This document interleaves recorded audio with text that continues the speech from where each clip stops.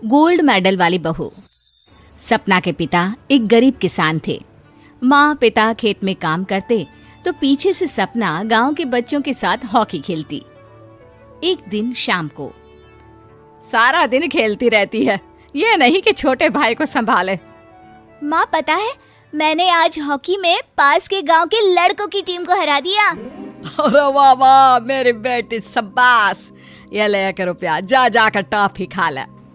सपना खुशी से पिता के गले लग जाती है और बाहर चली जाती है। अरे तुम इसको बिगाड़ रहे हो, मैं ना इसकी शादी ही करा दूंगी। ऐसा कैसे शादी करा देगी? हाँ, अभी तो उम्र खेलने की है। माँ बड़बड़ करती वहां से निकल जाती है। लेकिन शाम को उन लोगों के घर कुछ लोग आते हैं। अरे राम सुखिया, जरा ये तो बतलाओ, सपना के बारे में क्या सोचा है? अरे क्या सोचना है मास्टर जी, पढ़ रही है, जितना पढ़ सकती है पढ़े, फिर शादी करवा देंगे, कोई अच्छा सा गांव का ही लड़का देख लेंगे। अरे तुम तो उसके पिता हो, तुमको कुछ नहीं पता? माँ घबरा जाती है। अरे का मास्टर जी, का पता नहीं, का हो गया? हम तो इनसे पहले ही बोल रहे थे कि लड़की की जात है, संभाल लो। अरे भाभी जी, आप भी ना कभी अच्छा भी सोच लिया करो। अरे सपना क्या खेलती है हॉकी, बड़े से बड़े आदमी भी नहीं जीत पाते हैं उससे। कल गांव में एक टीम आ रही है, लड़कियों की हॉकी खेलने उसे भेज देना, वहां शायद कुछ बात बन जाए। अरे ना ना मास्टर जी, कोई खेल वेल नहीं करवाना हम लोगों को, वो भी शहर के लोगों के साथ तो बिल्कुल भी ना। शहर के लोगों को ना कोई भरोसा नहीं होता मास्टर जी। अरे कैसी बात कर रही हो सपना की माँ, बुरा आदमी तो हर जगह मिल जाएगा, उसके लिए शहर का और गांव का। हाँ हाँ मास्टर जी, हम लोग तैयार हैं, कल आ जाएगी सपना वक्त से। माँ के लाख मना करने पर भी पिता सपना को हॉकी टीम के लिए भेज देते हैं।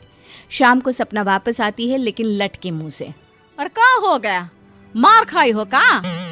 कौन मारेगा हमें? कोई मार वार खाकर नहीं आए। अरे फिर शकल पर 12 क्यों बजे हैं, बताओगी? देखो माँ, आप समझोगी नहीं, बताकर फायदा क्या है? अरे बिटिया रानी, हम तो समझेंगे ना, हमें ही बता दे। सपना पापा के गले लग जाती है।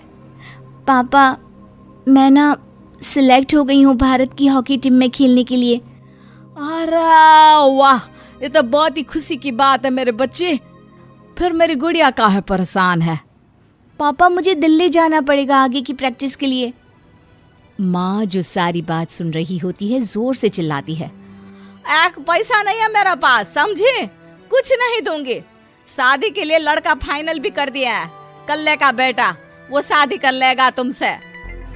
सपना पिता की ओर देखती है। अरे देख सपना, खेलने दिल्ली जाना है तो सिर्फ इसी शर्त पे कि आकर कल्ले से बेटे से चुपचाप शादी कर लेगी, बोल।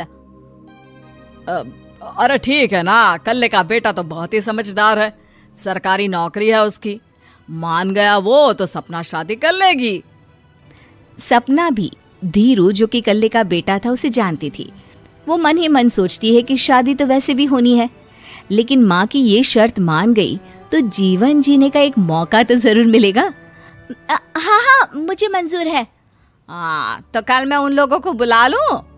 पिता और सपना दोनों एक दूसरे को देखते हैं।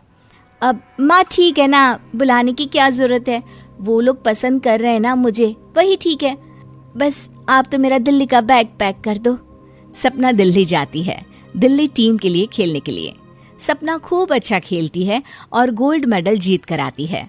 जब वो गांव आती है तो उसका जोरदार स्वागत होता है। हर कोई सपना सपना चिल्ला रहा होता है। और सपना के पापा, तुम्हारी बेटी ने तो गांव का नाम रोशन कर दिया है। गांव की तरफ से तुम लोगों को गांव में पक्का मकान और सपना को परिषद में पक्की नौकरी देने के लिए हम तैयार हैं। अरे वाह वाह, पक्का मकान, ये तो बहुत अच्छी बात है, लेकिन सपना की नौकरी नहीं चाहिए हमें। हाँ, कैसी बात कर रही हो सपना की माँ? लड़की की नौकरी रहेगी तो अपने पैरों पर खड़ी रहेगी, किसी के आगे झुकने की जरूरत ना पड़ेगी। अरे चुप रहो, हम तो नौकरी ना करते हैं, पर मजाल है कि किसी के आगे झुके हो। ना ना, हमारी बेटी नौकरी नहीं करेगी।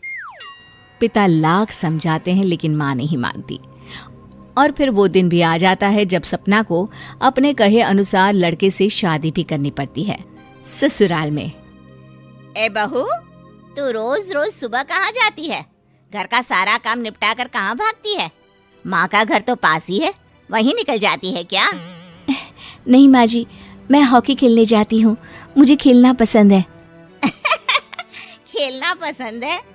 अरे कैसी बात कर रही है बहू, शादी के बाद तो कोई लड़की खेलती फैलती नहीं है, वो घर का काम काज देखती है।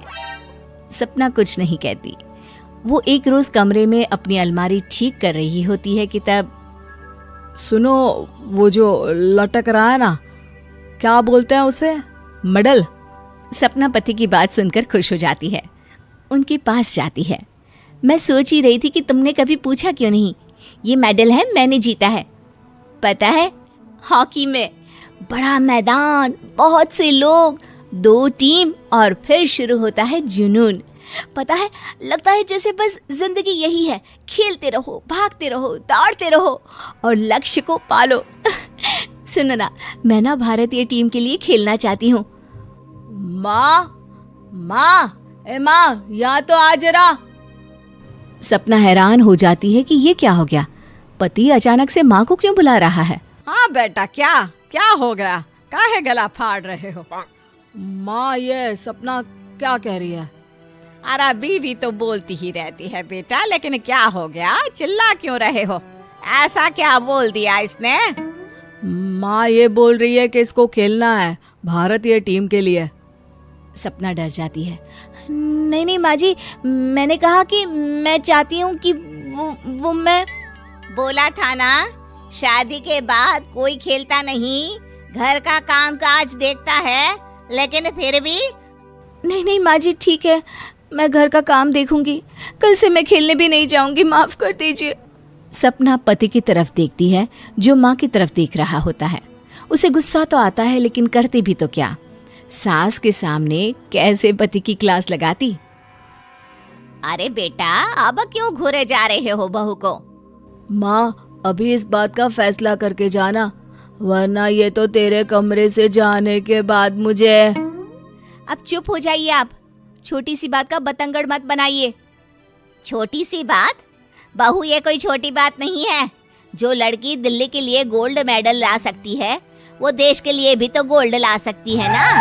हम लोगों को किसी चीज की कमी नहीं है बहू, घर का काम तो कोई भी कर लेगा, लेकिन देश का नाम रोशन करने के लिए सपना चाहिए।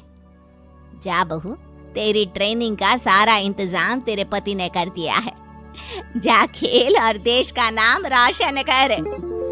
सपना की आंख में आंसू आ जाते हैं। वो सोचती है कि बेटियों को मायके के साथ अगर ससुराल में भी सहयोग मिले तो ऐसा कोई काम नहीं जो वो नहीं कर सकती है।